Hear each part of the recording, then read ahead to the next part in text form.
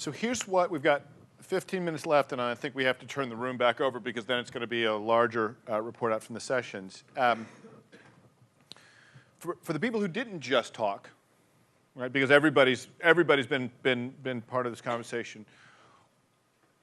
What else? What struck you that we didn't touch on? What did you hear, or what did you wish you'd heard that we were missing? Yes. Yeah, I'm sorry. Here you go. Oh, you got it. So I wish I had heard about mobile development, mobile hacking on mobile phones.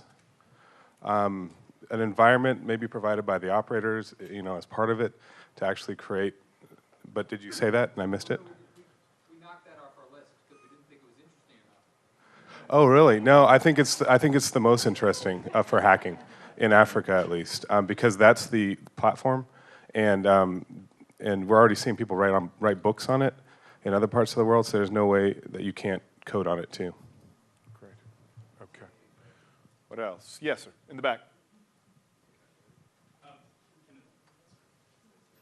So just to say, that was actually something that we did mention in our group. I have a group of friends that are writing the spec for taking a look at the Android phone, and because it's an open source application, turning that into an entire crypto phone and using that within activist situations or sensitive organizations. So that's in development, actually. And there, if you take a look at the crypto community within crypto SMS, and one of the gentlemen was demonstrating a phone that works on the Android service that will redistribute SMS messages through one particular phone. It becomes the server itself. There's a lot of development of that. So it's out there. Sorry it wasn't discussed so much. It's not out there for the young hackers and hackers. It's out there for us. Right. But that's the difference. It's when it comes to the Nokia 1100, which is the most widely distributed electronic device in history. In fact, the picture that was up here, interestingly, the guy holding the blue phone, that's the Africa phone. The 200 million of those that have been shipped. And that's not such a hacking platform. Chris. Hi, Clay. Christopher Fabian, UNICEF. I think one thing that is really interesting here is when you have a group of this many smart people in a room together coming up with ideas, and this is only the first day, obviously, how do we, first of all, bind together everybody who's here, and the ideas and make something practical come out of it? I know that we've taken some steps to this Open Mobile Consortium, which is bringing together some of these mobile ideas, but there clearly are a lot more out there, and there's a lot of space. So how do we say this is real, this is scalable, and people can take part in it? So this idea about radio and SMS and everything exists. It's out there, but it's not out there at a scale that people would necessarily know about. And second of all, how do we include academia in this? And I know that some of the most amazing conversations we've had are talking with Clay and with our colleagues from the University of Addis Ababa in Ethiopia, and being able to connect those universities together. How do we make that a sustainable platform for growth and encourage them to do this sort of mobile hacking? And I think that's something that this audience uniquely can start to really look at. Yeah, that's really interesting. Yes, sir. Can we get a mic over there? Robert Kirkpatrick again. I just want to follow up on what Chris said. I mean, there's an anti-pattern here that we see conference after conference, right?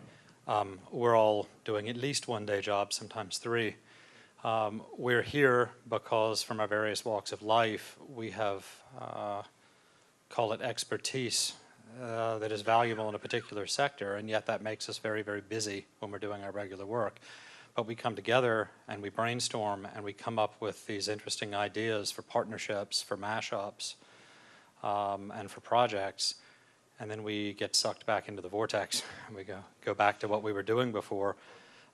There's intrinsic value in just the act of brainstorming. It is a short formative sprint. There's social network, there's social capital that's formed out of this. The social network is denser, more connections, more highly trusted connections, more contact information.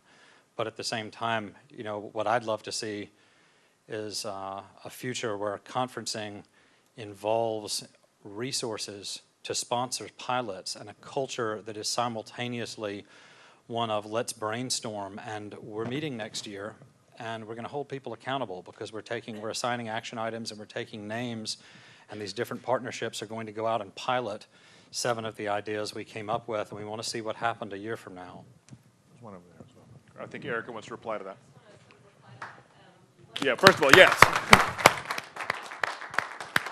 One of the reasons we've sort of put out a call for partnerships is specifically for this. I mean, I know a couple of people have approached me, but we'd really like, you guys are all doing amazing things. How do we do it better together? And the idea will be, so on the third day, to highlight those chosen few who are actually doing something amazing and actually collaborating and working together, not in the past, but also in the future. And we hope that we will, the ones, sort of the partnerships that are chosen to be highlighted will, hopefully we can generate some kind of accountability because they will go out on the web and hopefully other people will check in and hold them accountable. I mean, that's really the best thing we came up with, so no pressure. Great, thanks very much.